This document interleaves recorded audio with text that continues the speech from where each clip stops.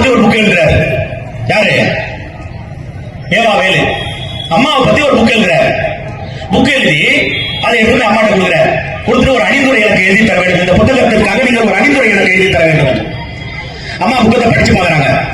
படிச்சு பார்த்துட்டு நம்ம ஊர்ல சொல்லுவாங்க, கருணாநிதி பத்தி வண்ட வண்டியா எழுதிருக்கிறாங்க. அதுல எழுதிட்டு இந்த புக்கு நீங்க அணிந்துரை கொடுக்கணும்னு சொல்லி கேட்கிறாங்க. அப்ப அம்மா சொல்றாங்க, அதுதான் புரட்சி தலைவர் அம்மா, அதுதான் புரட்சி தலைவர்.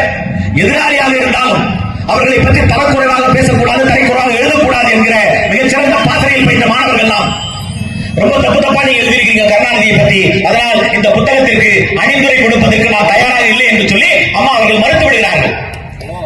இன்னைக்கு அந்த புத்தகம் ஒரு இடத்துல கூட கிடையாது. சாவல்பட்டி சுந்தரேசன் கிட்ட மட்டும் ஒரு புக் இருக்குதுன்னு கேள்விப்பட்டேன்.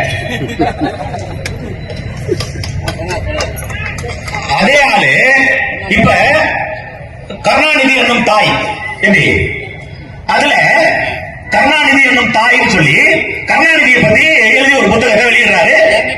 ஸ்டாலின் கையால் விடுறாரு. அதுக்கு ரஜினிகாந்தும் போறாரு. ரஜினிகாந்த் போயிட்டு எப்படி செட்டப் பாருங்க. ரஜினிகாந்தும் போயிட்டு அந்த இடத்துல முதல்ல பிளான் பண்றாங்க, துரைமுருகன் அவுட் பண்ணணும். அப்ப என்ன பண்றது, ரஜினிகாந்த் விட்டு பேச வைக்கணும்.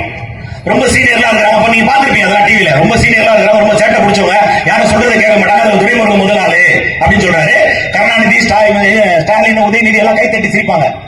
அதுக்கு அர்த்தம் என்னன்னா, துரைமுருகன் உங்களுக்கு வயசாயிடுச்சு, நீங்க போனோம், ஸ்டாலினும் உதயநிதியும் சொல்ல முடியாது, அதனால என்ன வச்சு சொல்றாங்க, நீங்க இந்த இடத்துல நீங்க ரிட்டையர் ஆகணும் அப்படின்றது உண்டான அர்த்தம். அது எப்படி ஒரே நபர் அம்மாவை பற்றி புத்தகம் எழுதி அதை அம்மா அவர்கள் வெளியிட முடியாது என்று சொன்னார்களோ, அதே நபர் கருணாநிதி பற்றியும் ஒரு புத்தகம் எழுதி வெளியிட்டு இன்றைக்கு வசதி வாய்ப்போடு இருந்து கொண்டிருக்கிறார். அந்த புத்தகம் எழுதும் போது திரு வேதாவளியுடைய நிலைமை என்ன, வசதி வாய்ப்பு என்ன, இந்த புத்தகம் எழுதி வெளியிடுகிற போது திரு வேதாவளியுடைய நிலைமை என்ன, வசதி வாய்ப்பு என்ன, உங்க கையில விடுற நீங்களே முடிவு செய்து கொள்ளலாம்.